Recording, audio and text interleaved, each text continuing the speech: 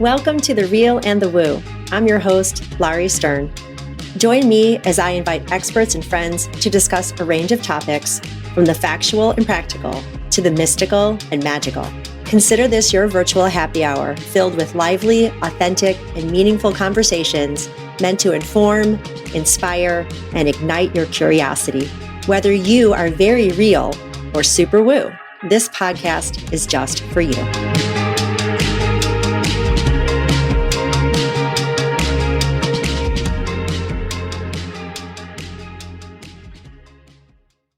Welcome to The Real and the Woo. I'm your host, Laurie Stern, and I am so excited to be here with psychic Debbie Griggs, who in my life is a huge celebrity as far as I'm concerned. And you, like so many other people, inspired this podcast, whether you know it or not. I blissfully found you over COVID when I started, just listening to some tarot, listening to some woo-woo people, and I just got to know my favorites, and you are for sure, hands down, one of my favorites. Oh, that's nice. Thank you. You are just so delightful, and you present to me like Melissa McCarthy with blonde hair. Do you get that from people? Yep, I get that. And Kathy Bates. Oh, Kathy Bates, but not the misery Kathy Bates. No. The Titanic, Yeah. Mrs. Brown. And yeah, because of my mannerism and just kind of like telling it how it is kind of thing. Yeah.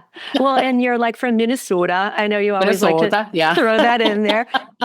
And I know you live where you live and you talk about it on your podcast. So on your YouTube channel. So Debbie has, Tuesdays and Thursdays, you come live. Yeah. And I try to make it live because I just love the chat. Like there is a whole community of people that you have cultivated. And there's so many things I love about you, but I just really want to honor, you really do include us all. You are going squirrel. I know people have started to send you squirrels. Yep, you guys and I'm a Gemini, because I've received a couple of readings now with you. So I go squirrel with you, but you're trying to read the chat. You're trying to say thank you to the people donating, and you're trying to give us the information. And sometimes they're sweating. Sometimes there's a fan that comes out. It's just so much fun. And I'd love you to tell people who you are, how you got into this business, and maybe how your shows developed and evolved just on your YouTube space, because I also want to get to your TV stuff and your ghost hunting grandmas and all the other ways that you're bringing healing to the beautiful people. You call us all beautiful people. I love that too. So take it away. Okay.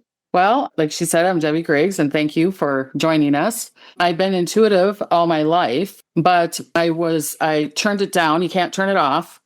I folded it when I was about 12 years old because I was living in a very, just a lot of life. My dad was kind of bipolar, abusive. My mom was a compulsive liar. So I was trying to learn. And then they came from Holland. And so we were chastised because when we came to America, it was in the 60s. So they thought we were German and so all that kind of stuff. So very, very intuitive. I've always got world predictions since I was a little kid. I would see, plane crashes, or I'd see a train accident or some kind of shooting or something. And then at that time, we only had 6 channels or whatever. We didn't have the remote. And I would, my dad would watch it on TV and I'd be like, oh, I dreamt about that last night. So I don't know how I knew it, but I was talking to the universal source, God, Buddha. I don't know who I was talking to. I was like, I can't do this. You guys keep on showing me these world things and I can't do anything about it. And I'm trying to survive what's going on in the world, because you can never turn off your insight if you're intuitive. But it never turned it off, but I never really remember telling the child in me, okay, let's fold it in and kind of put it in a box for a while. And I've always been interested in the other side, death, the other dimensional space. I remember we moved around a lot. And so one time we moved in, this was in Minnesota, and we moved to a place, and I used to ride my bike like 5 miles out to this abandoned schoolhouse. And somehow I'd get into the schoolhouse and I'd talk to the spirits. And then there was always a little girl named Annie that was there, and I'd be talking to her. But I was thinking this is normal. I didn't know that this was not the norm, but I was so drawn to this kind of spirituality stuff. And you got to think at home, we're not discussing things. It's not a home where, here, let's coddle you and let's talk and da da da. So we're basically, everybody in our home is kind of like our own entity because it's not a loving home. So, so I didn't say anything to anybody where they would be like, oh, that's that or whatever. Do you know what I'm saying? And then I found out that years later down the road, I found out there was a tree. There was a little girl named Annie that was buried there. And they even have a big giant tree that was on top of her grave.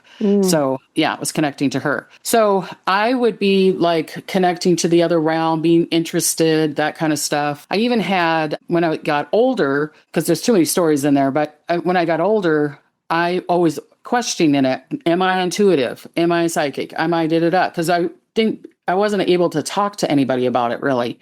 And so, and in that time, it's not like how it is now. It's really a lot more acceptable. At that time, it wasn't very acceptable, you know what I mean? Being intuitive or da-da-da. Because I even remember the nuns went after me because I would go up to the nun and go, I thought you guys couldn't go on, da-da-da-da. Why were you with the priest? Or, I would and they'd be like, what? You know what I mean? And they'd, get mad at me and slap my hand and, the ruler time at that time. So I was always trying to careful saying things to people, except like my friends, and, they would call up or something. And I didn't talk to one friend for like a year. And then she called up and I go, oh, congratulations on your engagement. And she's like, I didn't tell you that I was engaged. And I'm like, you didn't? And she goes, no, I didn't, Debbie. So sometimes I think I'm saying something, you know what I mean? But it's in my mind. So she's like, I'm like, oh, okay, tell me about your engagement. Or I would do it with my kids. I would do it more with my son. I'd be like, oh, I'm sorry you broke up with your girlfriend. And he's like, Mom, can I tell you I broke up with my girlfriend? Go back, It's like, could you let me, oh, okay.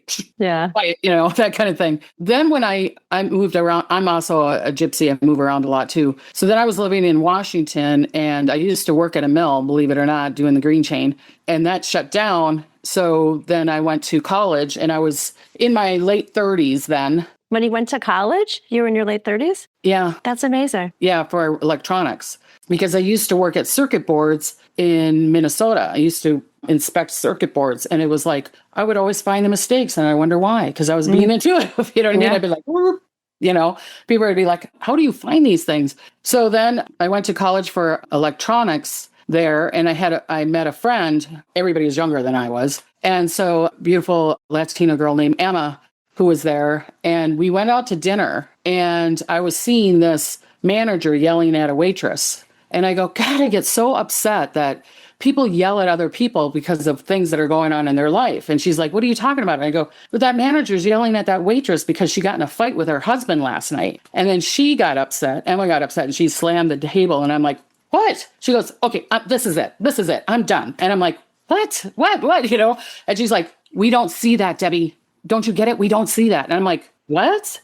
You don't see that she got in a fight with her husband last night? And she's like, no, we're just seeing a manager yelling at a waitress. And I'm like, what? You don't see all the story? And she's like, no, we don't see the story. And I was like, oh, took me until I was like 39 before I figured out that not everybody sees the story. So in that example, like, how does that look to you? Does it look like a storyboard or talk bubbles? Kind of like a movie film in my brain. Do you know what I'm saying? Yeah. It's kind of like when I'm talking to you, I'm still getting information.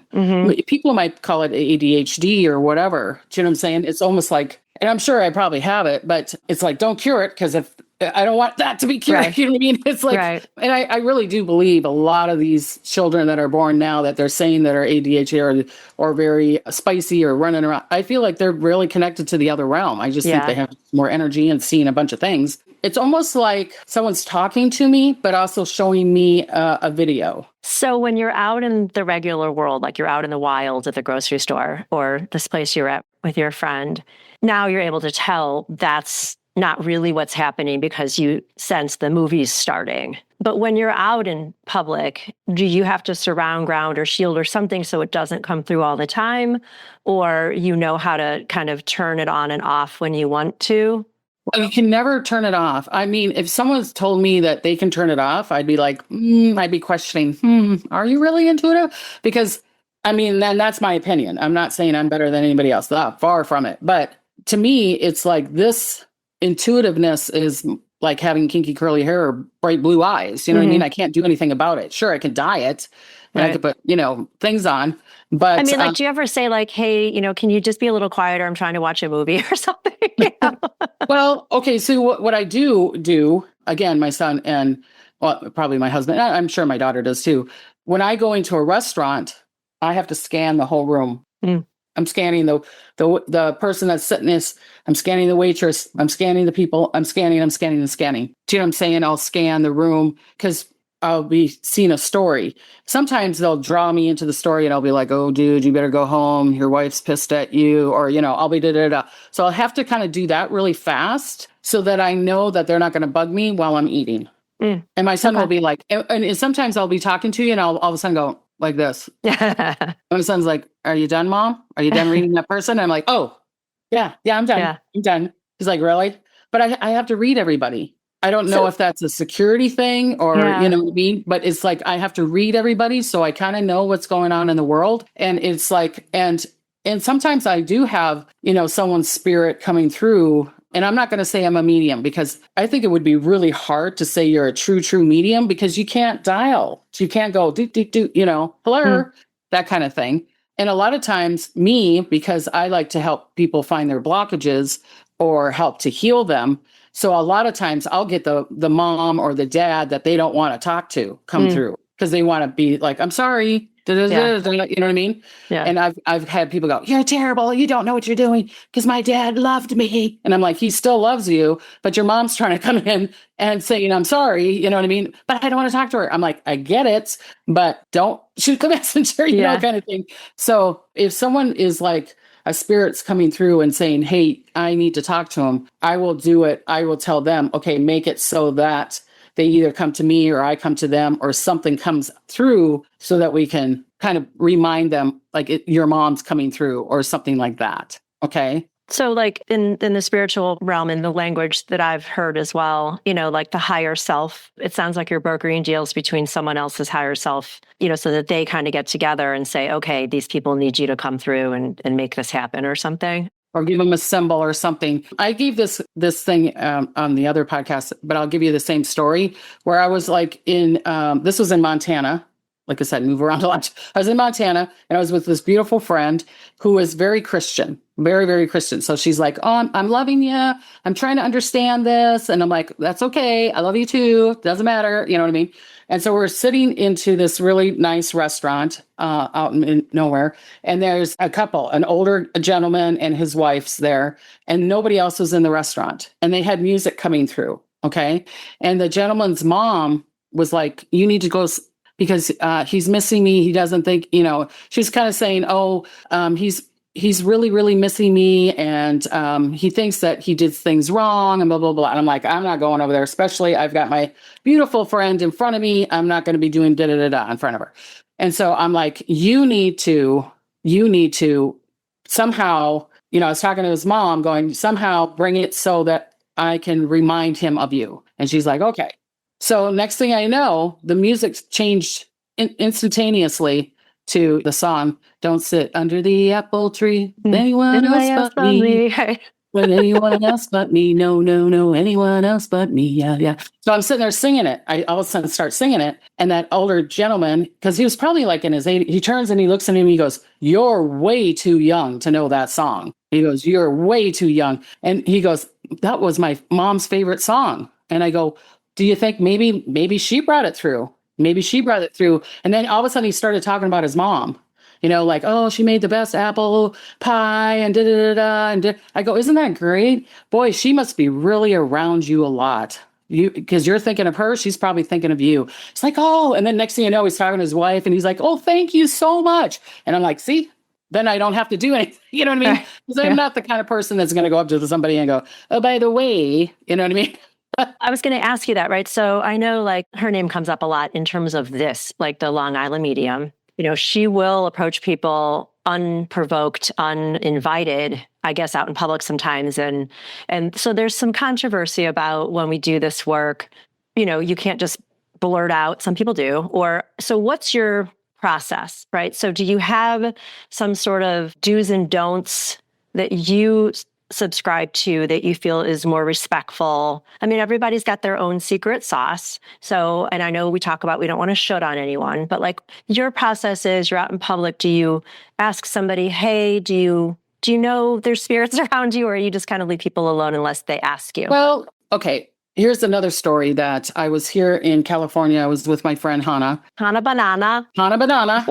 And so her and me were getting ready for a retreat that we were going to do. And we were in this, I forgot the bakery, beautiful bakery, and long line getting into it. This beautiful bakery in California. I forgot what the name is. She's probably going to shoot me, Debbie. But anyways, known for their baked goods. Okay. And so I grabbed a chair, this high chair that was right next to the window. And I'm like, Hannah, here's my credit card. Go get us some food. Da, da, da, da. So she was in line. And so then she comes back. She's sitting in front of me. And I have to have her with me because she speaks Spanish. I don't speak Spanish. And so this beautiful lady comes in and she's pregnant. And oh my God. And a Latino or Mexican mother, I mean, come on. You know, I'm like, lady, I'm like talking to the spirit going, lady, stop. And Hannah's and because Hannah knows me now, she's like, what's going on? And I go, see that beautiful lady there with the long hair that's pregnant? And she goes, yeah. I go, her grandmother's coming through and she's kind of yelling at me that I need to talk to her. And I'm like, I don't know if she speaks Spanish or not. Do you know what I mean? And then I go, so Hannah, if I have to talk to her, will you know what I mean? And then Spirit said, no, don't put Hannah in it. Just say, if she speaks Spanish, then you just go, okay, thank you. If she understands your English, then you need to talk to her. Okay. And so I'm like, I don't know. And then I kept on asking her, I go, do you think I should go over there? She's like, well, we're not getting any work done. Because I'm like kind of constantly fighting with them while I'm talking to her and trying to, and I'm like, kept on going like this all the time. And she's just sitting there, beautiful lady sitting there. She's not smiling. She's not doing nothing. She's just sitting there. I'm like, okay, fine. So I go up to her and I go up to her and I go, is this your second pregnancy? And she goes, yeah. And I go, are you having a girl? And she said, yeah. And I said, okay, because that's another thing they said. If she's having a girl, then you need to give her this message. Because if she was having a boy, it wasn't going to be a good message. Okay. So they said, go up to her and ask her first if she speaks English, and then ask her if she's having a girl. Because I saw a girl. And I'm saying, okay, are you having a girl? And she said, yeah. And I go, you had really bad complications with your first pregnancy. And she's like, yeah. And I go, it was a boy, huh? And she goes, yeah. I go, well, I don't know if you believe in this or not, but your grandmother is in my ear saying this pregnancy is you're not going to have the same problems. This is going to be an okay pregnancy. Everything's going to work out okay. She's really worried that you're overly stressing. Then that will create problems if you keep on stressing. Because I go, aren't you like 6.5 months, kind of close to 7 months pregnant? She said, yeah. I said, if you stress out, you're going to have it early like you had your son. And she's just like looking at me. She's not saying anything. I'm like, am I going over the board? And she's like, she looks at me and she's like, oh my God, thank you, thank you, thank you. And so she's hugging me. And I said, do you know what I'm talking about? And she goes, yeah. And I go, your grandmother. And she goes, oh yeah. Oh yeah. She's too strong to the point that I usually don't do this, but everything's going to be okay. So you can let it go, honey. You can let it go. And she's like, okay, thank you, thank you, thank you. And then she gave me a hug and I'm like, okay, da, da, da. And then I went to Hannah. I'm like, okay, now we can talk. So, and so then she got her stuff and then she walks out of the thing and then she hits the window and she's crying and she's like, thank you. So I'm like, okay, I needed to say that one. So I would do it that way if I really need. It's kind of like saving her, saving the child kind of thing. But I won't, you know what I mean? I won't be like, da, da, da, da, that kind of thing. I get you. Yeah. That's such a beautiful story. And I can see you and I know you now for a few years. And I know it brings you joy. It brings you peace and comfort. You remind us to release fear, worry, and doubt. And so does it ever give you the chills? Like, do you ever think to yourself like, wow, I can't believe I'm doing this? Or like, does it catch you by surprise, even though you've been at this for a long time? Are you still kind of blissfully surprised by what comes through and how it does for you? Oh, all the time, every week. Because I feel like I split myself in half. There's the Debbie, the world Debbie, and then there's the psychic Debbie. And so the world Debbie will go, damn, that's good. And then the psychic Debbie's like, yeah, well, it's just every day. I You know love what I it. mean? And then the Debbie's like, are you kidding me? Yeah. That's amazing. You're awesome. I mean, there's some things that it still kind of shocks me. Or like you're watching on my YouTube, my prediction YouTube. And like I said, there's going to be a plane and a helicopter crashing and it's going to go into a river. And then 2 days later, boom. And where everybody was saying, oh, she was going to pass. And I had that as my world prediction too. But I was like, this week, I think we need to pray for Queen Elizabeth because I'm seeing her passing. And then she passed in 2 days. You know what I mean? That kind of thing. You did the same thing with the Pope. I remember like when he was sick and then he rallied and then he was sick and he's rallied. You're like, he's going to stick around until he's ready to go. And I forgot what you had said. I said he's going to stick around Easter. Yeah. And he's either going to go before Easter or after Easter, but he's not going to die on Easter. And that's what I said. And he died after Easter. That was cool. And then, like so many things come true, from the celebrities getting in trouble and our current president having some, heart issues and vein issues. And that just came out too. Yeah, it just came out. I just emailed you about Alaska. that. I just saw another celebrity split up, you're predicting, all of those things, which of course people can say, and you address this on your YouTube all the time. You're like, yeah, Debbie, of course celebrities are going to split up or da-da-da-da-da. But the way you bring it through, it's accurate. And it's not like a month or 2 months later. It's like the next day almost or that week or whatever. You know what I mean? What fascinates me too is I know you were just away visiting your grandkids. And so some of the information that you're giving us was from a couple months ago. And you kept saying, I'm sorry if this is going to be repetitive. So what's your process? For example, like you've got a show coming up on Tuesday. Yeah. Like how many days ahead usually? Or is it like the night before? Or do you have a whole catalog already for Tuesday? I'll probably channel it today, tomorrow, Monday for Tuesday's show.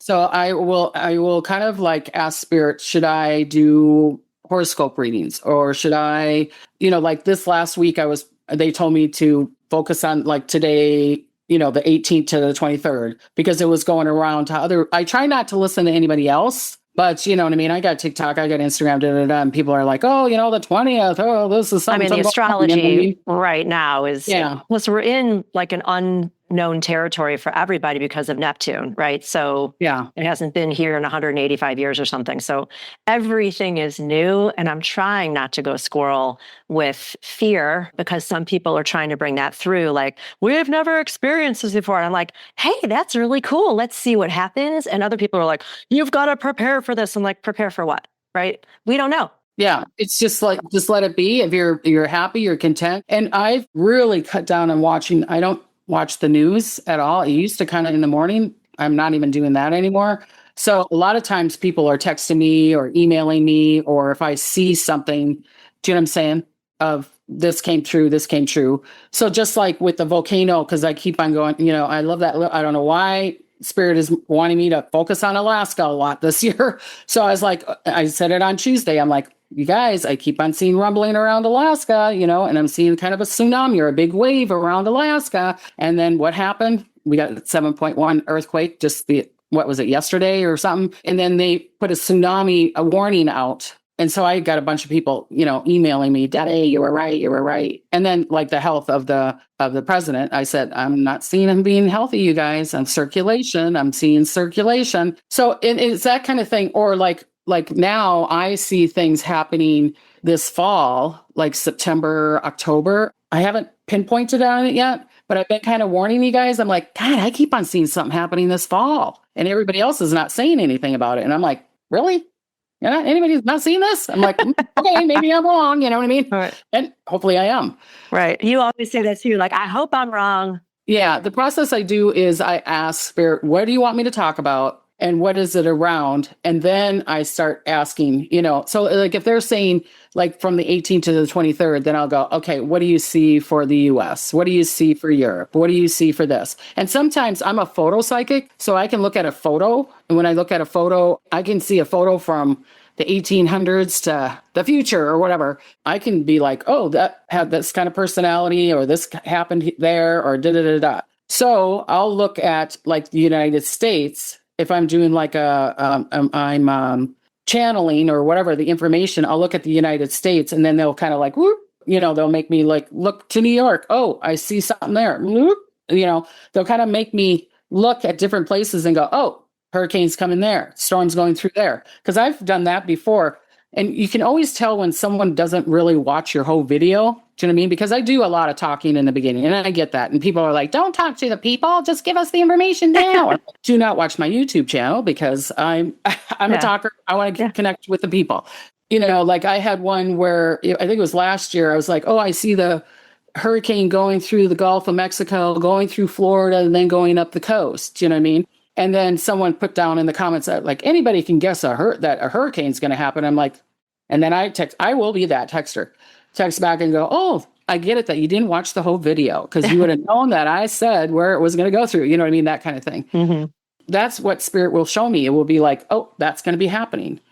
Oh, that's going to be happening. So that's kind of how I do things. You know what I mean? Or if it's like, oh, that could happen on that date, or that's going to happen on that date. So like I thought a lot of things were going to happen on June 20th. Yes, the stocks did go down, but not as much as we thought.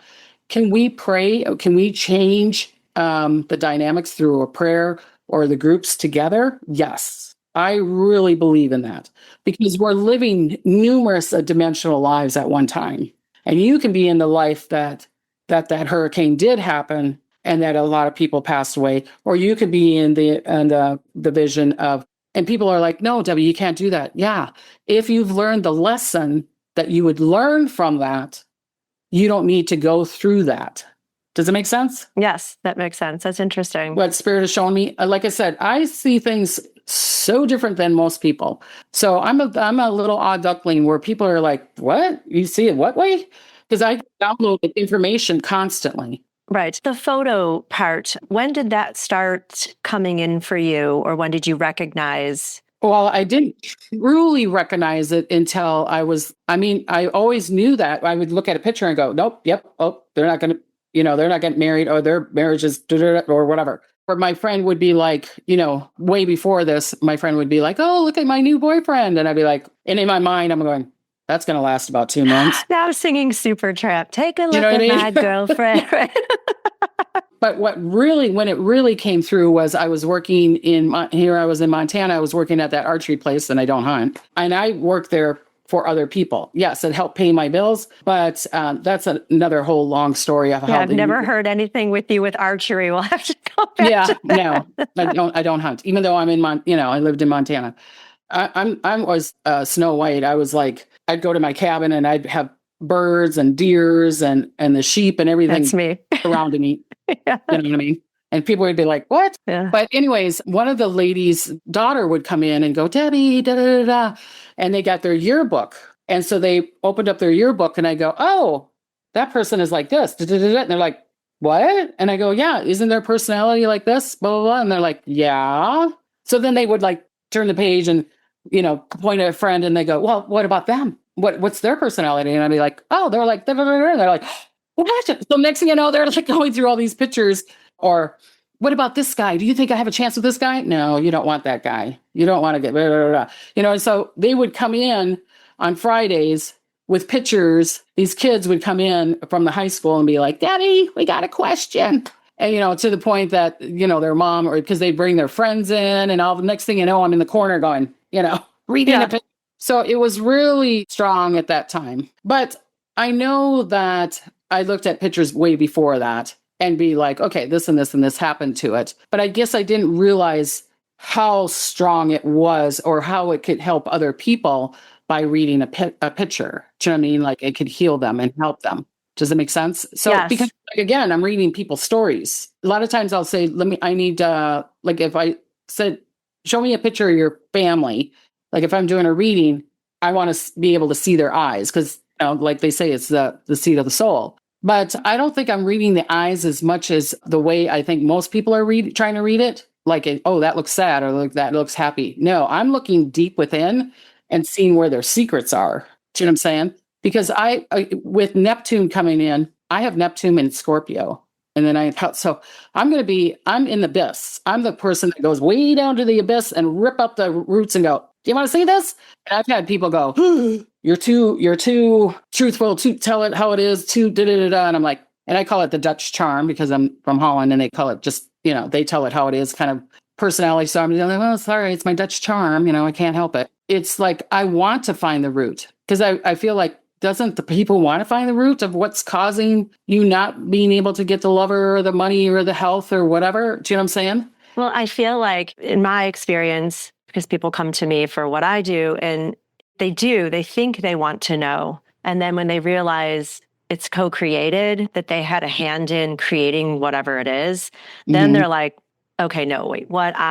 I had nothing to do with this. But it's like, well, yeah, you're equally in this. And to clear it, we need to take responsibility for how we got here with love and gratitude, right? And learn how to work that energy out in the way it's meant to for you. And I do stuff differently than you do. I don't channel. What comes through for me with the chakra stuff and Reiki is I see colors through my hands, and then that gives me messages. So, and that's starting to get really cool for me because I don't see the dead people. I don't get messages so much as I get information.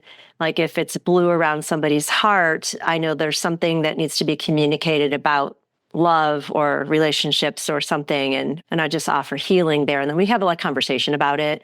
But that's been kind of cool too. That's really cool because I don't do like you, but I can see people's auras too. Do you know what I'm saying? And then I'll say, but my meanings, when I see certain colors, I probably have a different meaning than what everybody else does. Because I don't, and again, I'm not saying I'm better than, this is just, I just do things differently. It's just your own language. It's your own my dictionary. Language. I don't do the clairs. I don't do any of that. And I don't do, like, oh, everybody's like, oh, pink means love. You know what I mean? Because to me, if you're memorizing it and if it's a left brain thing, then it's not spiritual. Spirituality is so many different directions. It's not linear. You know what I mean? And I'm sure you need some information, of course, to exist in this 3D dimensional space. I get that. And you probably get it too, maybe because you're saying the blue means communication for you around the heart. Someone else might see it as, oh, they're blue, they're depressed or something. Who knows? Exactly. Or some people who work with angels, they're like, okay, well, that angel is blue. So it's like this angel's coming through and I know what that angel means. And so they are able to interpret a message because that's the language they speak.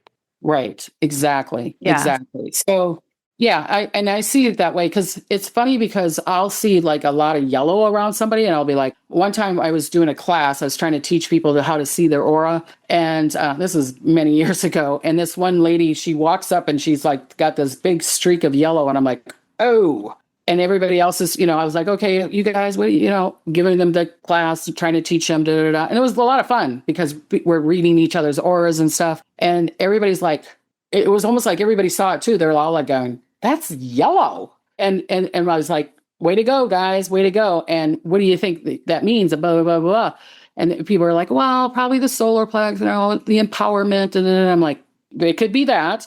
And then I looked at the lady and I go, is something going on in your family that you're overly worried about, that you were even debating to come to this class? She's like, yes. I go, that's what yellow represents to me. Other people, it might be power. I go, it represents being over nervous about family members. Interesting. So people could be, like you said, it's creating your own sign or symbol or looking at things in a different way. Does that make sense? Yeah. Yeah. So like you've got the photo stuff. And then at what point did the ghost hunting grandmas came into your wheelhouse? So I wanted to ask you so many questions. Okay, go ahead. Do you have any spiritual practices of your own that you do? Because this is the real and the woo, right? So I wanted to ask you, like, name something or a few things super real about you that maybe we don't know, right? And then like, what kind of spiritual practices do you do for yourself? I mean, I know you probably set your intention when you're channeling for us, but on your own, do you ground? Do you meditate? Like, how do you, or you don't need to or want to? I don't do anything. I sit in the same spot, this chair. This is where I do my readings and everything. So I think spirit knows the minute that I'm sitting here. Do you know what I'm saying? Yeah. It's like, okay, she's reading. I've got, I put everything in order and da-da-da, and the person's name and blah, blah, blah. I got everything ready. And it's like, kind of like, bloop, Yeah. I don't meditate. I feel like doing readings is my meditation. Going to the ocean, just watching the ocean is my meditation. Being in that other realm. Because I really feel that the body of me is the spirit of the body of me is here, but the spirit of me, I think I got like 1 foot in, you know what I mean? And I think I'm up there a lot. So I feel like I don't need to, it's like I'm there all the time.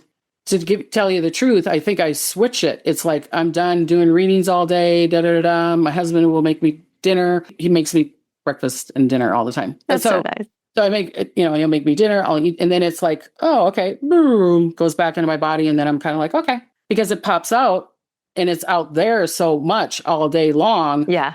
It's like, but even now, talking about spirituality, or I get downloaded a lot of information. So sometimes I could be taking a shower. Spirit could go, you need to watch this program. And I'm like, I don't even like this program. Why in the heck are you making me watch this show? And it always turns out the next day, oh, some kind of message that was on the show I need to say to one of my customers. Yeah. So I'm kind of in that realm a lot. Do you know what I'm saying? Yeah. But I feel like I'm open to see the symbols and the signs and da da da da. So, that to me that's my meditation, is doing readings and connecting to that other realm. I don't know it any other way. That makes sense. Through the yoga teaching that I do, often it is a moving meditation. Yoga or movement of any kind is a meditative practice. So however, I always tell people, however you're going to get into that space, whatever that space is for you. Right.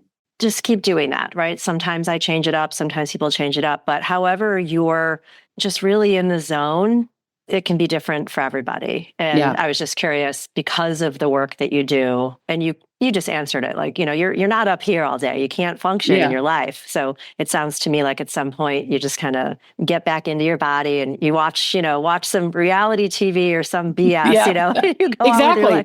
But what's really funny is if I don't do readings, like if I'm taking a vacation or whatever, and I'm still working, but I'm still in the spiritual realm. If I'm not doing readings for like a week or two, I have to watch 48 hours or 2020 or the first 48 or da da da. I have to use this insight, like, oh, okay, that person did it. Oh, okay, that did it. Oh, yeah, okay. You know what I mean? I have to watch those or read those. And again, my son will get mad at me. And I'll go, oh, so-and-so, this is what's going to be happening. He's like, Mom, can we watch the frickin' movie? Like, oh, yeah. We call all those shows, like during COVID when everybody was home, I would call upstairs. I'm like, the husband did it on, it's like Friday night. So it's like Dateline 22. And I'm like, the husband did it on, because usually it's the husband or the crazy ex-girlfriend. So we always call those the husband did it. But lately I find I can't watch those shows right now. I'm really becoming sensitive, and it's with the news as well. My mom, who passed away, she was a huge fan of the Hallmark Channel, and she was a voracious reader, but a lot of the stuff she read, there was like no violence, no cussing, nothing. And so I've been watching the Hallmark Channel a little more. Plus, it brings me closer to her, but I can see why. It's very simple. It's very formulaic. It's very peaceful in that way. Like there is no guns. There's no, everybody falls in love. There's a kiss at the end. It's like, there's nothing wrong with that. Yeah. No, I think that's great. And she's sitting right next to you watching it with you. You know what I mean? Yeah. I feel like it's the same way. Like I said, I watch it. I like biographies. I like historical things, because believe it or not, and then it's not being in the ego, because I know I lived in the Victorian era. I popped in. Here's another, I could talk about so many different angles, but I popped in to the Victorian time, and then I popped back out, back here. And you can tell, see, I got Victorian and I got a Victorian hat. I could... So into the Victorian time, see my Victorian hat. Oh, wow. That is beautiful. I love the Victorian era, because that looks like, wait, you're going to love this, because I know you sing all the time and I'm singing with you on your channel, but that hat just reminded me of, I want to say, maybe it's Mary Poppins? Is there like a scene in Mary Poppins where they've got the hats and how would you like to, I can't think of it right now. If it's not Mary Poppins. Is it the suffrages women, maybe in their hats or something? No, it's like definitely like a Dick Van Dyke. Maybe it's Chitty Chitty Bang Bang. I don't know. Anyway, it could be Chitty Chitty Bang Bang. Yeah, that too. Yeah, because I'll watch something and then it'll be like supposed to be in the Victorian time, and I'm like, that wasn't there yet. You know what I mean? I'll be like, I'll know. It's like, I know, because I lived in that time. Yeah. They were like, oh, okay, Debbie. But I literally have popped into the Victorian time, and I've popped back. And I cry every time I pop back, because I loved that lifetime. I love that lifetime. What were you over there? I lived in around the Monterey area. Okay. And and my father in that lifetime, I haven't met him in this lifetime. I don't know. Because usually I'll know, oh, that's my friend, or that's my husband now, or that's my daughter, or that's my son, or whatever. But I don't know who my dad was in that lifetime. But my dad and me were running a company, and it was around silver and gold and lumber.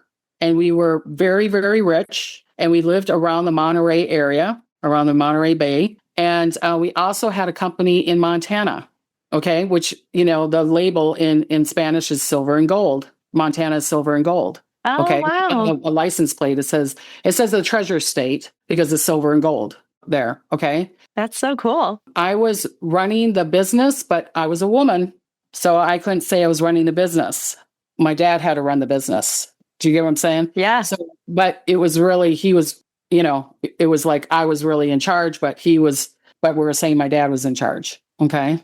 Yeah. And we would go from Montana, Seattle, and California. We would go along that space all the time.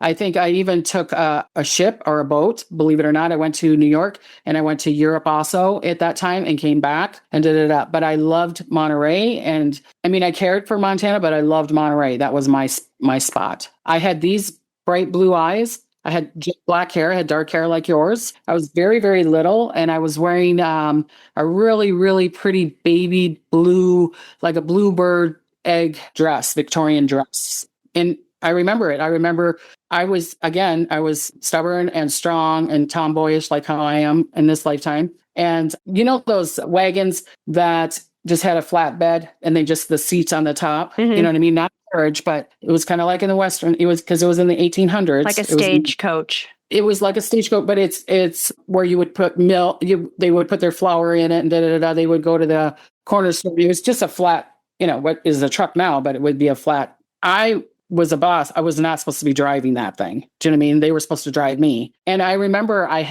we had Hispanic people working for us and we had African American people working for us. And I remember because I popped into the Victorian time, and I'm driving the thing and we're on a dirt road and those guys are riding behind me. Okay. They're riding on the thing. They're not supposed to, but I was like, get on, because I didn't want any slaves or anybody, you know what I mean? I treated everybody equal. And then you would see another stagecoach or another, wagon coming up and I go, jump off. And they'd jump off and they'd be walking and people would be like, I'd be like, okay.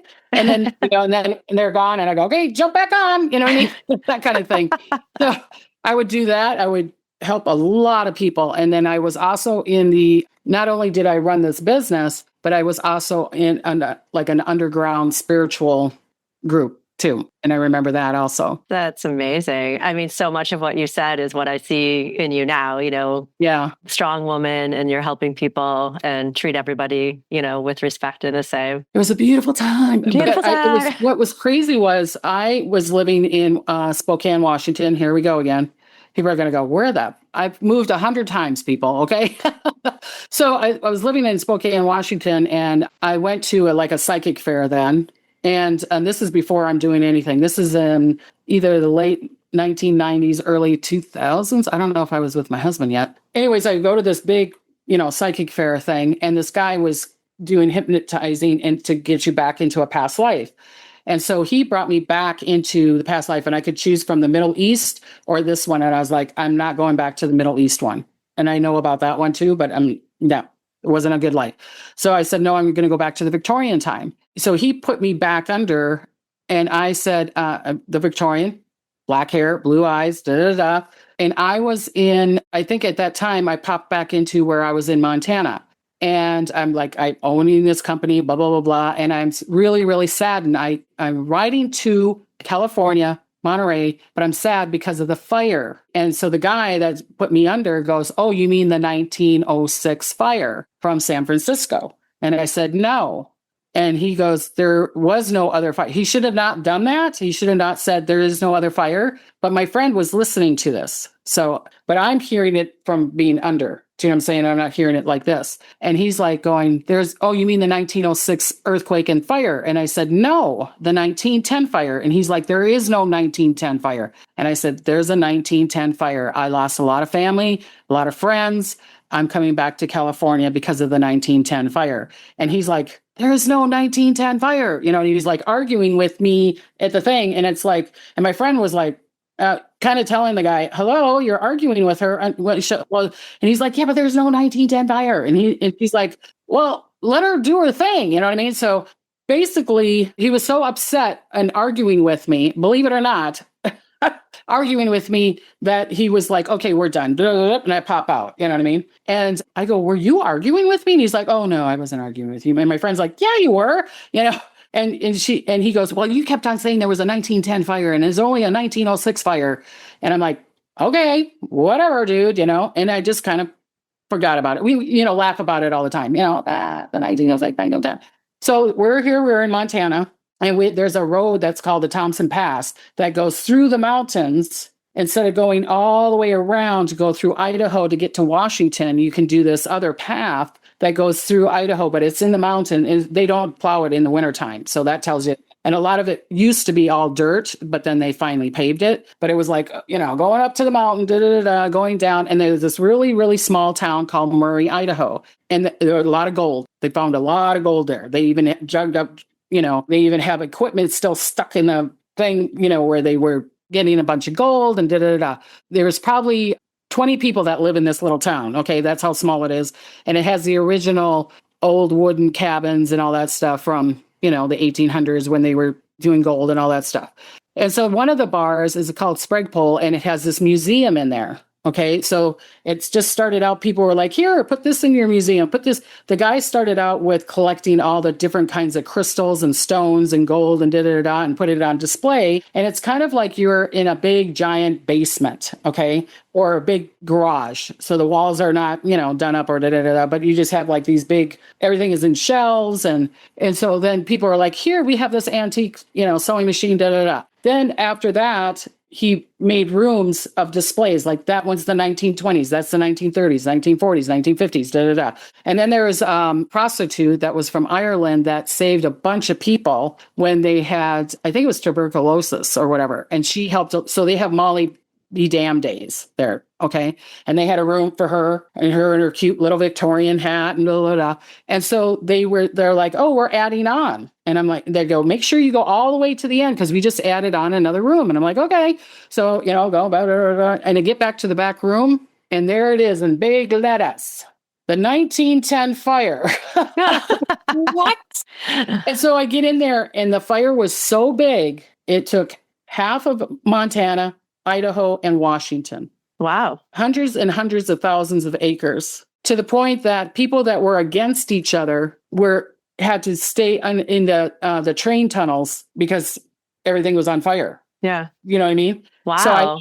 So here was the night, and I'm like, what? There's the 1910. So you were like, you were right back where you were from, it sounds like, too. Yeah. Mm-hmm. That's amazing. That's crazy. Oh, yeah. Wow. Yeah. All right.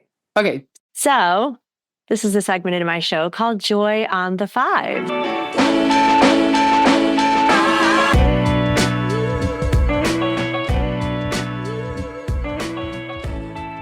In this moment, Debbie Griggs, what is bringing you joy? Right now, I'm in joy. Doing readings, being with my grandkids brings me joy. Connecting to the other realm brings me joy. Finding missing people brings me joy. The ocean brings me joy. Laughing with my husband. A lot of things bring me joy. Yeah. I have a break in my show. My listeners know you and I are old enough to remember, and it still happens, the break in the news at 5 minutes to the hour. I would like to imagine a world where they include joy in that. So you've got your news, weather, traffic, and joy. And so for some people, you're not in this category. Joy is like a muscle they need to build, and joy is a luxury they don't think they deserve. And so my mission is to, of course, help people understand they matter and they have every right to experience joy. And sometimes it just takes a little work, to be in that vibration. As we know, love and joy are the highest vibrations. And so you ooze it and you offer that to us every time you're on screen. Oh, and so I really appreciate you about that. So you mentioned the finding missing people. Would you like to talk about that part of your life? Because I know you're trying to manifest a show and all of that too. Well, yeah, I was trying to manifest the show, and if anybody knows, because before, like you were talking about the ghost hunting grandmas and that kind of stuff, and I've got approached by like 5 producers, believe it or not, for being on the ghost hunting grandmas. Because I mean, us when you get older and you're a grandma, we're not, it's kind of like Matlock says, nobody really sees us anymore, kind of thing. So I think they were kind of like, oh, ghost hunting grandmas, love, da da da da. So then I was talking to other people about finding missing people, but I haven't found a producer yet for that. But I know it would be immensely successful. But have helped at least, and I know it's more than that, but I've helped out and have found at least around 12 missing people around the world. And I'm not saying it's like, oh, they're over there. I mean, I'm like, they're right here. But you know what I mean? And it's like, okay, they're right there. They could have been a couple feet away or something like that. Yes. But it wasn't miles away or what. And so I'm really, if the person wants me to find them and they're ready to be found, then I know where they're at. Can I do it for every single one? No, because not everyone wants to be found. Because what Spirit showed me is there might be a lesson, okay, of why that person left for someone that's trying to find them. Or it could be even the lesson that they're trying to learn in this lifetime. Because I'm the person that believes in, don't shoot the messenger, but this is what I was downloaded. Even suicides are in your chart. You can choose to commit suicide, and people are like, oh, it's too soon, or did it? I'm like, no, they put it in their chart. They could choose to go at that time or not to choose to go at that time. Because we have 4 or 5 portals, even up to 6 or 9, that we could let go of this lifetime. Well, I know soul contracts come into play. So in the way that you're describing it, we come into this lifetime with these agreements preset. And of course, we do have free will, but, so it's not out of the realm of possibility. So we've got free will, but we also do come in with a plan. And the people that we're married to and meet and the children that we have, we're all, most of us, I believe, kind of on the other side conspiring to come into this lifetime. You play this role, you play that role. And that's the way we roll here. I've had it numerous of times where someone has tried to commit suicide or whatever, and they don't succeed. And believe it or not, all of a sudden, like a month or 2 months later, I know at least about 4 or 5 cases of this just in my life, around me, that 4 or 5 months later, maybe up to a year, but it's usually not. They'll get in an accident and they pass away. So, and sometimes one of them was they were trying to commit suicide, and then the mom's asking me, do you think? And I'm like, no, I feel like he doesn't want to harm you because you don't want. He passed away like 3 months later. And she's like, why? And I go, he's supposed to pass at this time, but he knew that if he committed suicide, you would be holding on to that story for so long. So he said, no, let's do it in another dimensional way so that it's my health and that you're not going, what is it that I could have done for him? What is it that I could have, da-da-da-da. I said, that's what he's bringing through. And she's like, oh, that makes me feel better. Do you get what I'm trying to say?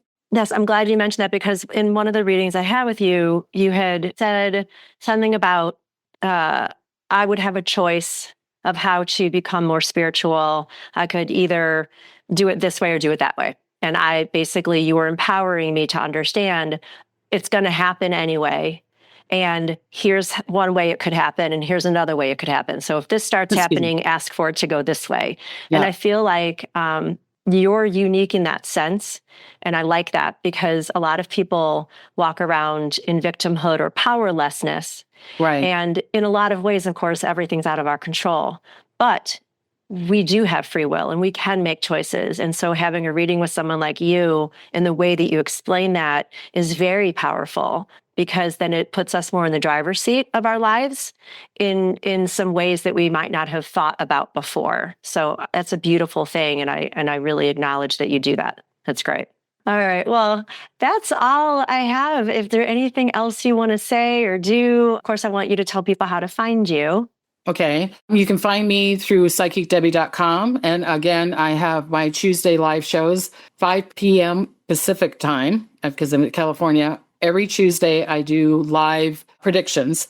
I will talk in the beginning. I'll tell you what predictions came true and talk to the people on chat. So if you're like, I don't want to listen to it, then go halfway through or whatever, it's your choice. But I do that on Tuesdays. And then on Thursdays, I do prayers from goddesses. Like last night, it was from the Tara, the green Tara. Mm-hmm. And so I do prayers from that. And I use singing bowls or tuning forks or whatever, and bring prayers to not only you, but to whoever you want to send prayers to, or the hospitals or earth or whatever, that kind of stuff. So yeah. I also, in my readings for people, I love helping people find their blockages. Spirit's really good at giving me an age and going, hello, you know what I mean? Yeah, yeah. Something happened at this time. And sometimes people will go, no, nothing happened then. And then I'll tell them to write it out and ask them. And then a lot of times, I'm going to say at least 85% come back and go, oh, something did happen. I just kind of buried it. You know what I mean? Yeah. So, yeah. But I love doing that too. If it was my choice, I would be doing like how you're doing, like podcasts, videos or whatever, so many times a week. And then finding missing people would be my number one thing. Yeah. Well, I know just because of what you say, like you're booked way out. So you're definitely offering a service to a lot of people and helping a lot of beautiful people like me. Oh, thank you. So I'm very grateful. Yeah. Yeah. All right. So I think I'm going to leave it there with you. Okay. Yeah. Well, thank you very much. I appreciate it. Thank you so much.